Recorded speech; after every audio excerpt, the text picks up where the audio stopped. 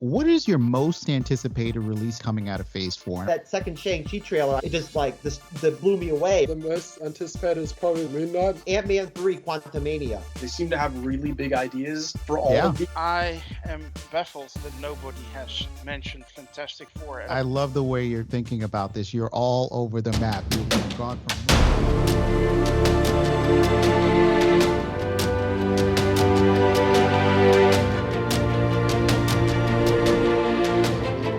But as always, you always have a lot to contribute here, Jeff, and I think that this is a good segue to bring you in on this particular question. I really want to know from you, what is your most and sort of least anticipated releases coming out of Phase 4? And I'm going to read you a list just to kind of help you make the decision. We've obviously kicked things off with Black Widow, and I don't want to say we came off to a rocky start, but you know that there's we're kind of trying to close out the last phase with the Black Widow release. But right after that, the party really gets started in Phase 4 with Shang-Chi and the Legend of the Ten Rings. We have the Eternals. We have Spider-Man No Way Home, Doctor Strange and the Multiverse of Madness. We have Thor, Love and Thunder, Black Panther's Wakanda Forever, The Marvels, Ant-Man and the Wasp, Quantumania, Guardians of the Galaxy Volume 3, and I think we're going to be closing out this phase with Fantastic Four. Out of that entire list, what's your most anticipated release? And maybe even talk about the one that you think is not going to work or not going to work as well as the others in this phase. Well, this is really hard to do. I can't pick one. I'll just throw out a couple that I think I look at as like dark horses that could the sleepers almost in terms of how impactful they could end up eventually being. I think the Moon Knight Disney Plus series is an opportunity that could really go in a direction where it could end up being the best Disney Plus series out of all of them, like by the time it's over. It just depends on how they do it. It's very, the fact that they're doing it like on Disney Plus as opposed to like more of like a Netflix, Hulu version where they could go rated R with it, I think is going to affect the authenticity of Moon Knight, like the character. You know what I mean? Like, because he's almost like the MCU Batman. And he is. And you can't do Batman with like, you know, Disney R, like, you know, G-rated content going on, really in a you know, authentic way. I feel like Shang-Chi.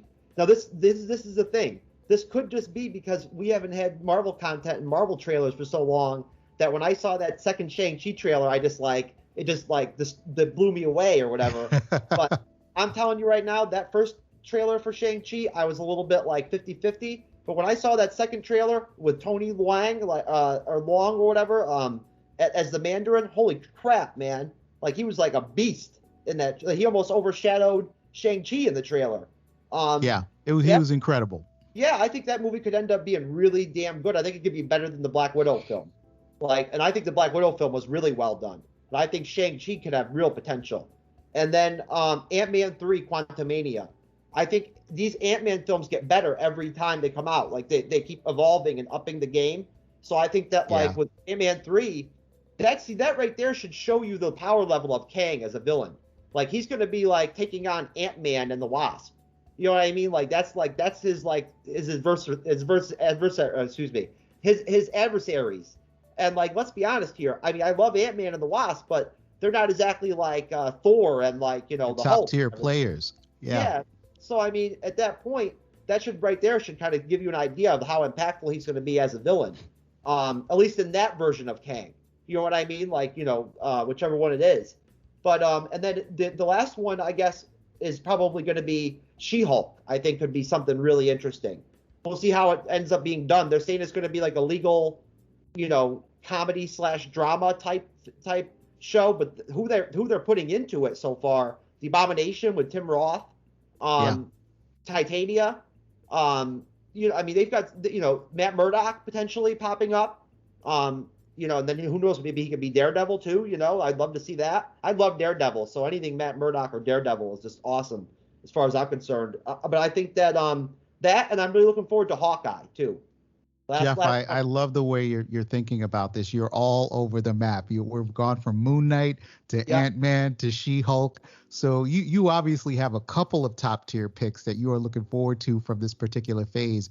But I want to ask you about Ant-Man. Is that really because you're going to get that Kang flavor, or are you just like, I love Ant-Man?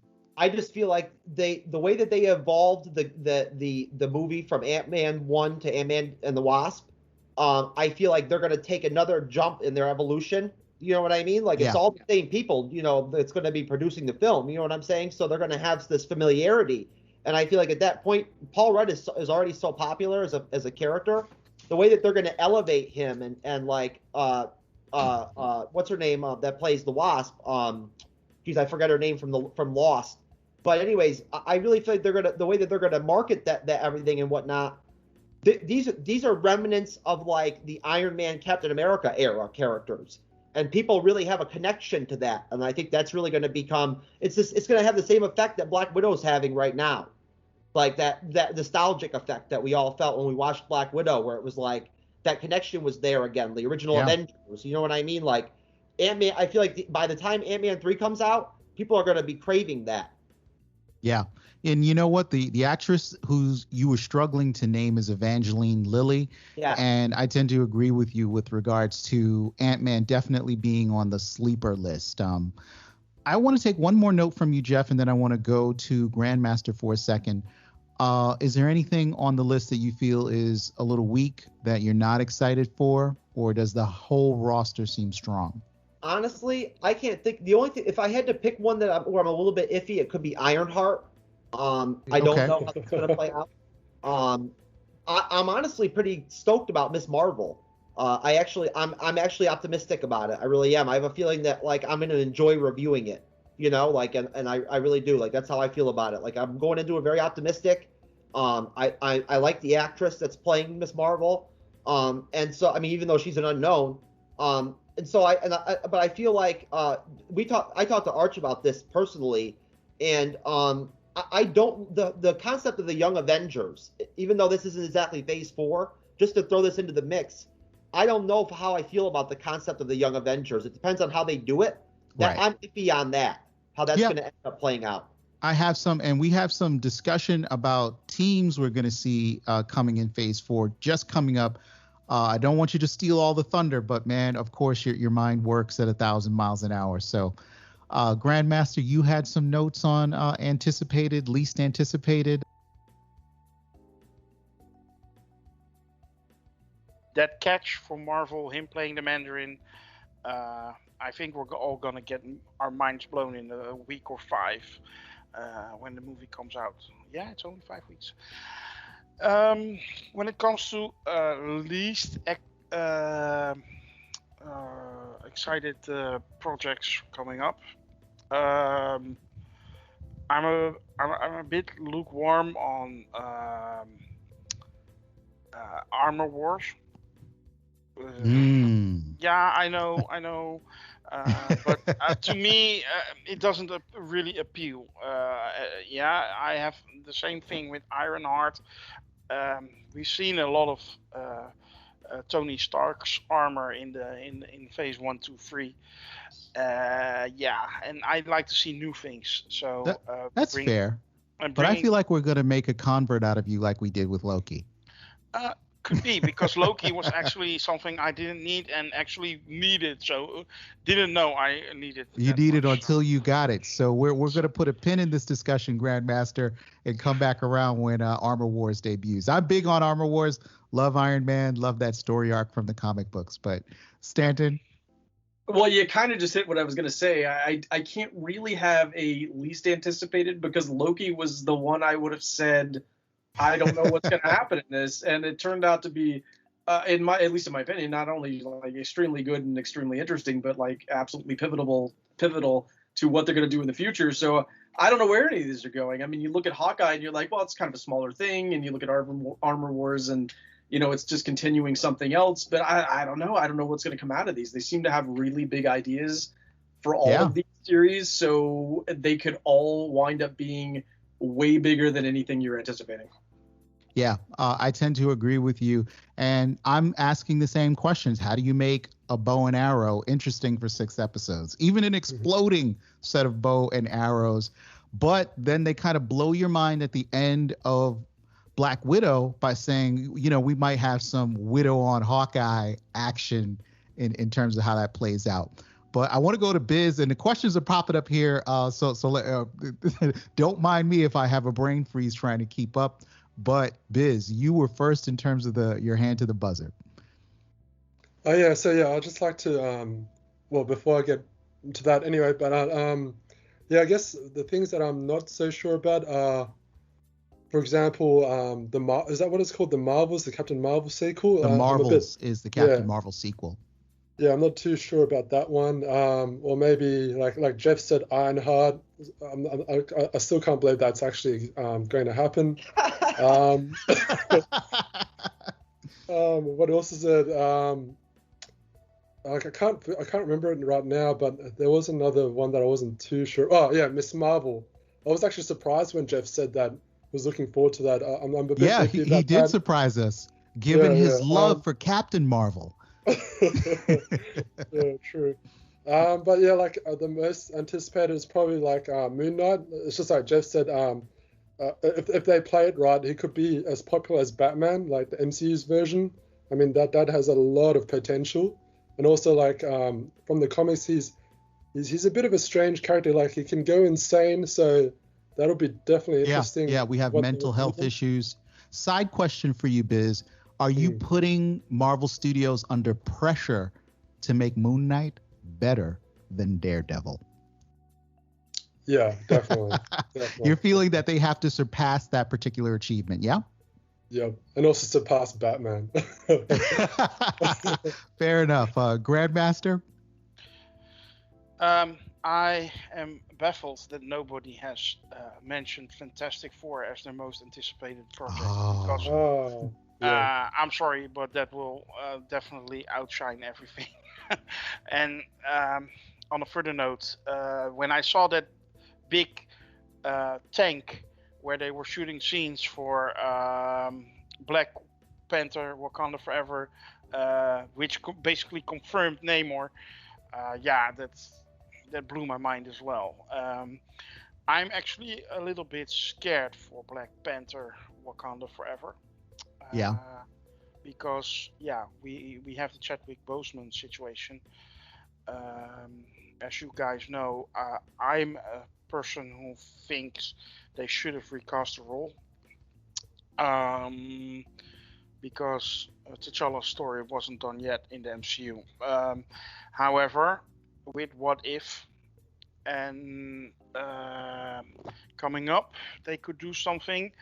And I trust Marvel Studios basically to handle this properly. But they're under a lot of pressure. That the Wakanda Forever team is really under a lot of pressure to deliver.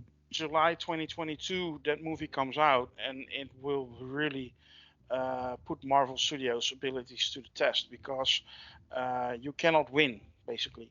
Yeah, I couldn't agree with you more. I want to just keep the discussion veering too much from the Chadwick Boseman sort of controversy that's been going on. I know that's something that the fans are really passionate about: recast, not recast. I know, that there's a lot of energy in the room about that.